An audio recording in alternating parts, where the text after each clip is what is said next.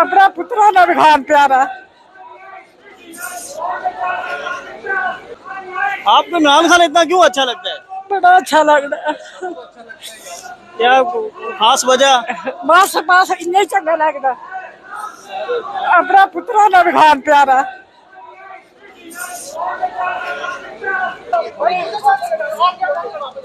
माँ जी क्या कहती हैं? खान साहब को क्या कहना आपने? आपने कहना मिलना हान।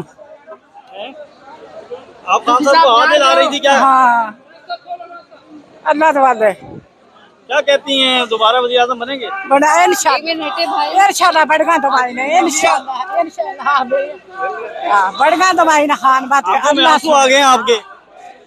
अल्लाह सुनेगा।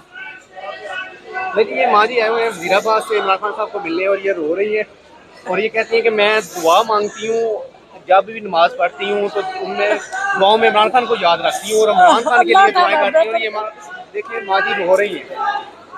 आपको इमरान खान इतना क्यों अच्छा